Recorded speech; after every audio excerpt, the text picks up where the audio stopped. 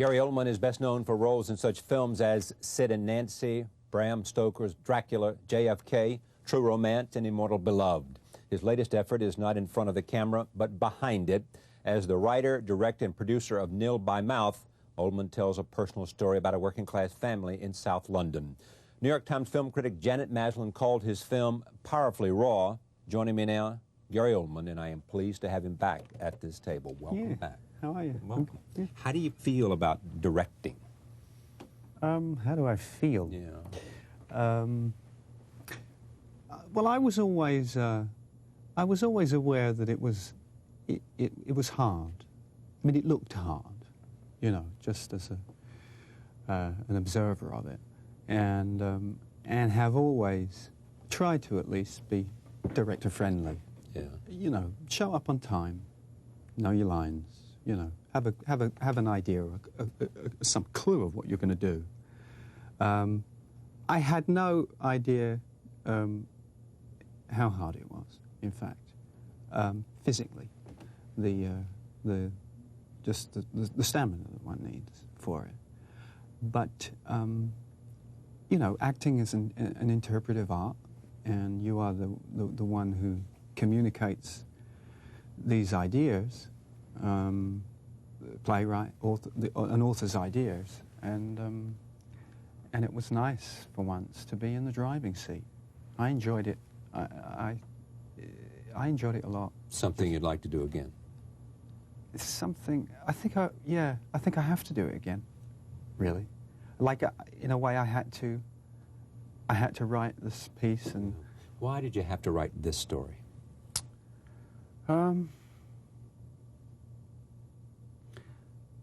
Well, it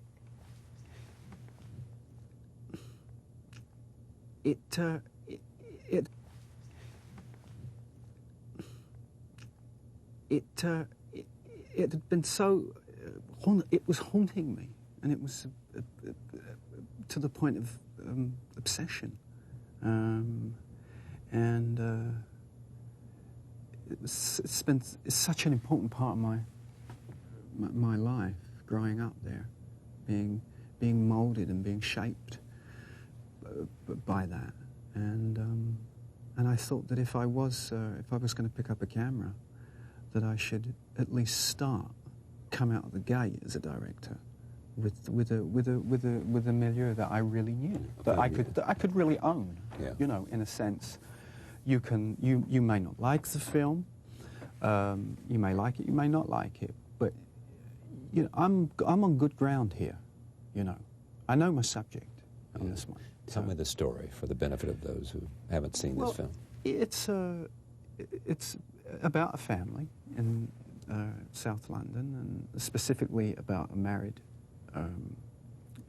couple, Raymond and Valerie, and they have she's pregnant, and they have a daughter, 5, Michelle, and it's really a couple of months, kind of a look through the keyhole, in a sense, looking in at their lives. And Raymond's an alcoholic, looking in at their lives. And Raymond's an alcoholic. And, you know, the themes and the issues that the film deals with are chemical dependency and codependency. So, you know, Ray's addicted to booze, and Val's addicted to for these women, the men are the drug. So she's addicted to Ray. You've sat and watched in the green room a conversation I did with Anna Quinlan. Yeah. And you said, as you walked out, it's the same. Yeah, yeah.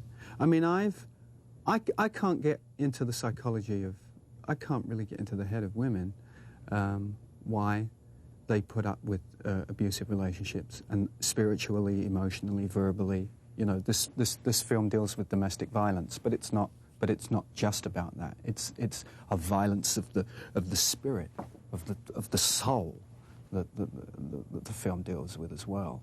And why they stay, I can only imagine that it may be easier to be in a relationship like that than an indifferent one.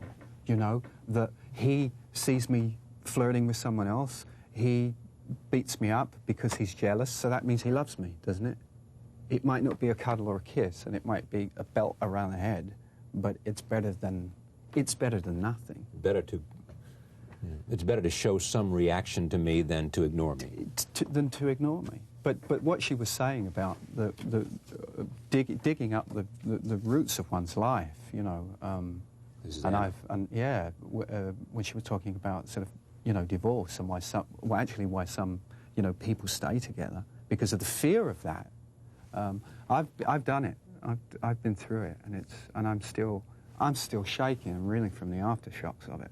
From, you know, it's 10 years ago, and it affects me every day. I think about it in some capacity. Do you really? Yeah, you know, I have a child from that marriage. So, you are inextricably you're linked to this person. But is it still painful? It can be. The wrenching apart. Yeah, it can be, especially when there's I think when a child involved, you know, that, and it kicks up a lot of dust for me, you know, because I find myself projecting, feeling for him, you know, missing me for him in a way that I kind of miss my dad. I kind of put myself in that head, in that little boy's head, and it can be incredibly painful. How much of this story is your story? Who was Ray? Who was Ray? Ray's a bit of me. He was very much loosely based on someone who was a part of my family, who isn't anymore. It's sort of biographical in spirit, in mood more than it is literal. Mm. But it's peppered with incidences and episodes and people that it's a sort of a cocktail of things, you know, from... Set this up. This is where Billy, who's been beaten up Ray, his sister, drops by the family home to quickly see them. You remember the scene? Yeah. Okay, set it up. Anything else I should say about that? This is Billy when he comes around with the wine, is it? Yeah, he comes around with the cases so. of wine. Right. Well, it's just another sort of typical Sunday. It's a typical Sunday afternoon at home. Roll tape. Here it is. Hello, William. What you doing here? Come in. Is me mum now? Yeah, she's in the living room. Can you get her? Coming in. No, I'm alright. Janet. Janet, Billy's here. Billy boy, get your arse in here.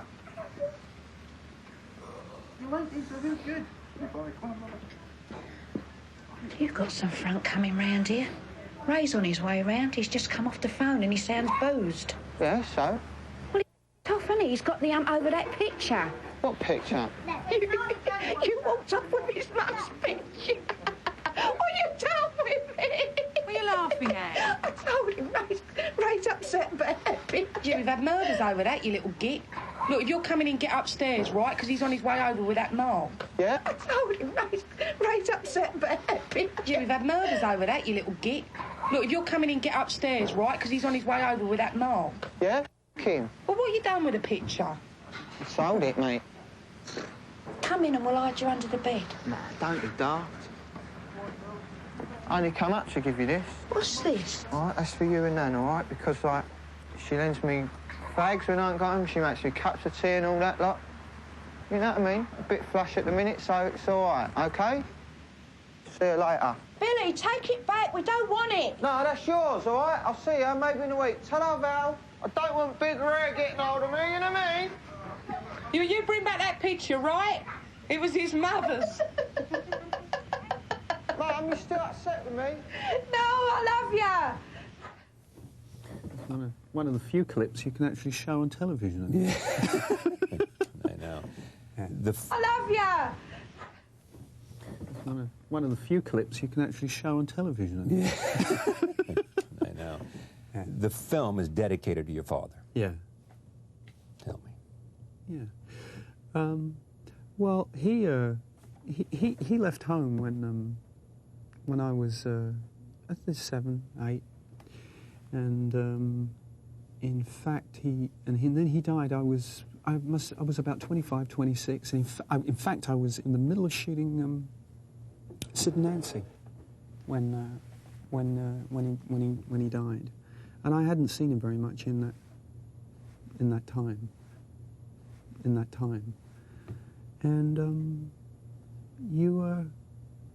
it affected me. You know, I carried a lot of issues that were bubbling around in me that were unresolved, and see, I don't remember my dad ever saying that he loved me. See, I just can't remember it. I'm sure he did. I know he did. I just can't remember it. I'm sure he did. I know he did. I know he loved me, but I was a young boy, and a lot of it I've kind of somehow, you know, just sort of like I've taped over it. I've like erased it, you know, and so that and he didn't see any of this, the success, you know, the stuff that I've achieved, and when we were, you know, and the film deals with absent fathers. There's no authority figure in the movie, so that's one of its themes that it deals with. And I was sitting there in the editing room and watching all of this come back at me, and I thought, you know, it's sort of for you, in a way of it's like a love letter, saying whatever happened. You know, I can't change any of it, so I might as well actually try and somehow resolve it and move on, forgive. You know, I can't forget it, but I can actually, you know, I missed him a lot, and I think, and it's my work has been very influenced and fueled by that. You know. How so? Well, as I say, because he wasn't around to see a lot of it, I would find myself standing in the wings, you know, when I was in the theatre doing plays, and sort of I would have conversations with him.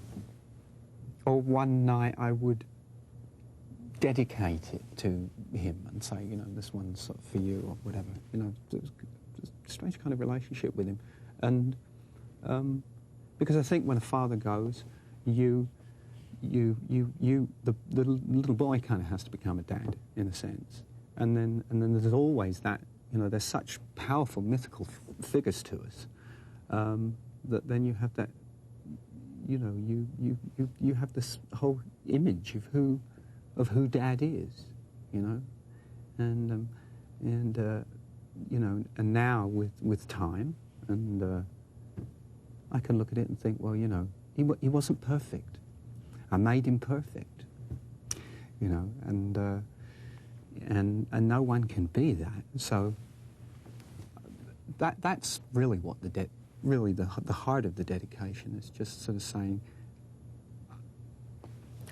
you know, I'm going to move on. And of course, the film, Raymond in the film talks about his father, which in part is my father. Yeah, is my voice, you know. So on that level, it is a very, very personal film. But it's a well of emotion that one has been tapping into for a long time, because it's in Dracula, it's in Oswald, it's in all of that work. But here, the spotlight's on it. Yeah, it's in all of the other work. Oh yeah, I think anything is for anyone, whether they sculpt, paint. It's all autographic. Did you, the autobiographical part, did you feel not loved because he never said he loved you? Did you feel you wanted to know why? I think it's just hard. It's very hard for a 7-year-old to understand why someone doesn't want to stay around. And I think a lot of people I can only, let me just speak for me, not a lot of people, me. Can you blame yourself? You look to you. Something wrong with me. You failed somewhere, you know, and you want to say, well, if you do love me, as much as you say you love me, or why are you, well, then why are you going off over there? Then hang out, then hang around, you know, and it's very hard to work that out as a little sort of chap, you know, and what I've tried to do with my with my eldest son. I just have a 5-month-old, a new baby, so. But what I've tried to do with the eldest boy is always tell him I love him, and you know, make him. I want him, you know, I want him to hear that. See, that's a direct result of what you experienced because you knew how painful it was for you. Yeah. Which makes me wonder. I had a very, very different. Yeah. And my father and mother Yeah. could not tell me enough how much they Right. loved me and have, you know, and I probably developed a huge sense of confidence, but at the same time, and I probably developed a huge sense of confidence, but at the same time, my father didn't do things with me as much as I wanted to. He wanted me to sort of come and be a little person in his world, you know, go do things with him, rather than play sports and all the other things that I did, you know, in his absence. But I wonder if parents knew the consequences as you do, because you experienced it, therefore you are so good, you know, it would just be axiomatic that they would do it. I mean, some of the most powerful stories I've heard are the enduring presence of pain because of the absence of love from parent to child. Yeah. I mean, I know that that has it's shaped me, you know. And informs your work and everything else. It significantly shaped me, you know. And you see, we've got this film. You know, it deals with it's about, you know, you know, it deals with it's about, you know, the classy mobile, the disenfranchised, the whole thing. And we this is not, as I didn't make this movie in response to a new government coming in, you know, and I'm not going to sit here and Maggie bash, you know, but it comes at the tail of conservatism, and we got this new government in, and everybody's, you know, like you do, you think, well, change, but you know, like you do, you think, well, change, you know, it's gonna get better. So this movie was not made. This movie was made before that happened. But the sort of mantra of Tony Blair, he comes in and he sings, education, education, education. This was his big thing, which is fantastic. But if you take, for instance, someone like Michelle, the little girl in the story, you send her out to school. She is so traumatized and almost to the point of being catatonic, thinking, is Daddy, the Daddy that's going to walk through the door tonight, whether Daddy will actually come home at all, but if Daddy comes through the door tonight, is he going to be the Daddy that loves me and that loves us all? Or is he going to be the Daddy who smells strange and whips me and my mother into an inch of our life? And if you're 8 years old and you're sitting in a class, you could have Einstein teaching you physics. Yeah. He ain't going to go in. Yeah. You're not going to... If I've ever been worried about something, I'm preoccupied with it. You know, you half listen, you can't concentrate, you can't read a book, you can't focus because you're worrying about this thing. And I think so many kids, for them, that it's not so much it's not so much that they can't learn. But Preoccupied. oh yeah, with all the stuff that's going on at home. That's going on at home. Yeah. This scene, one last scene, Yeah. where Ray has beaten Valerie and is desperately trying to see her and get her back. In the scene, he finds her as she comes home and he confronts her. Anything else I need to say? That's where he goes to... confronts her. Anything else I need to say? That's where he goes to... she's coming out of hospital, I believe. Yes. Yeah. Roll tape.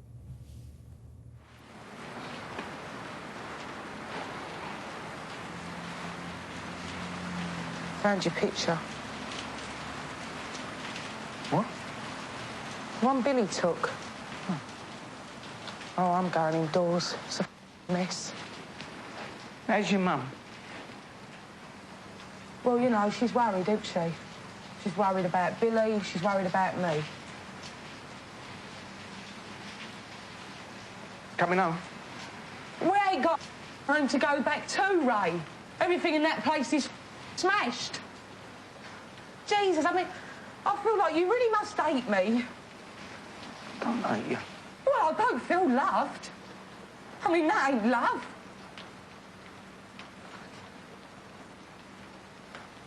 I mean, can't you see what the mess we're in? You not notice what we're like? I mean, we don't talk anymore. I mean, if you go out, just get in, Mum, will ya? Just get in, I'm dealing with it.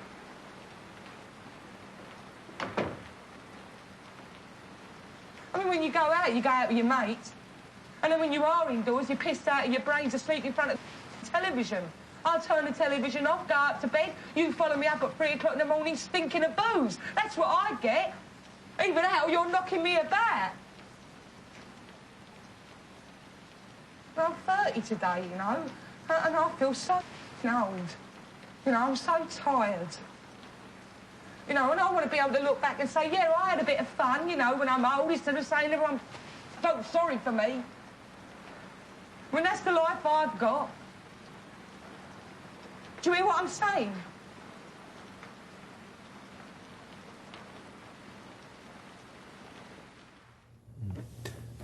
And he stands there so sort of, you know, I think he's so handsome at the top of those stairs, and you just go, get it together. You know, Don't you hear? Yeah. you know. Great to have you. Okay. Thanks very much. All righty. Gary Oldman, the film Nil by Mouth. Back in a moment. Stay with us.